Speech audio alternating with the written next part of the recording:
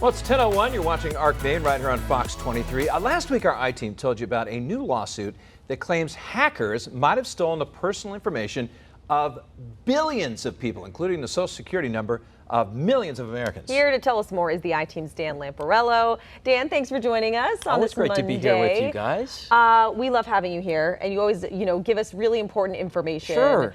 You're always on our side. Can you break down, this situation, what we know here, what happened? This is a scary one, and one that came out last week. I believe the LA Times broke it, as well as Bloomberg. And as you mentioned, it was a lawsuit, basically, that alleges that all of this personal information has been hacked and stolen from a company called National Public Data. They're a data clearinghouse that basically is a background check company. So people who are going to get background checks, whether for like an apartment or a job or something like that, this company has all your personal information. So they've now been hacked, and as you mentioned, billions of people across the world and millions of Americans potentially impacted. Wow. Now, in 2023, more than 1,700 Mainers reported having their identity stolen. That's crazy. We're wondering, what was the #1 report that they made while filing these claims? So the biggest issue is credit fraud. And I want to show our viewers here real quick the biggest thing that you can help protect yourself after a potential hack like this, especially your Social Security number, and it's to freeze your credit. We've talked about this as an I-Team for years now. When we do our Consumer Protection Week every year in March, this is one of the biggest highlights, and it's the easiest thing that you can do to make sure that your identity is not stolen. And it's easy to do, it's free to do. The best way to do this is to contact all 3 credit bureaus. Some people are probably like, wait, what are the credit bureaus? Right. These are the people that help determine your FICO score, your credit report, all of that. So there's 3 companies, Equifax, Experian, and TransUnion. You can call or go to their websites, and it's an easy step-by-step process. It probably takes about 10 minutes to do on each of them.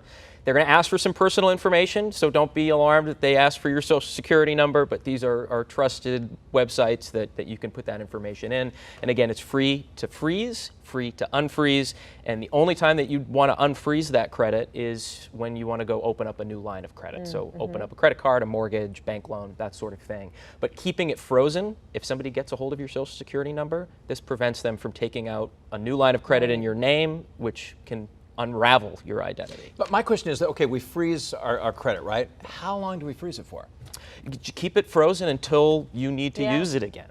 So if you're like, all right, I have a big purchase coming up, or I'm buying a home in the next few months, you can unfreeze it there for, they call it a thaw on some of these websites, that you can have it go off and then go right back on again once your loan's approved. But keeping it frozen, there's no detrimental impact of doing that. It just is that added layer of protection.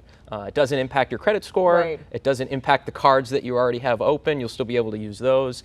It's just giving you, like I said, an added layer of protection. This seems like this is just the world that we're living in now. You have to take these extra steps to protect yourself, because these hackers just keep getting better and better, unfortunately. And we're going to see it get worse and worse. The stories that we've done, the experts that we've talked to, there is no silver lining here just yet.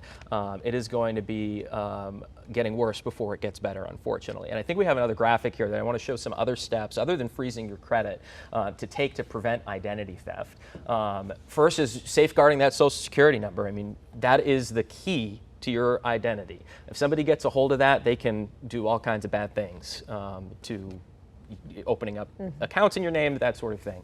Using strong passwords online, I feel like this one is preached all too often. The people so not 1, 2, 3, 4. My husband is always like, don't use that as your password. And don't repeat over different websites. There's great authenticator apps now that help you keep one big password for all of your passwords across different sites.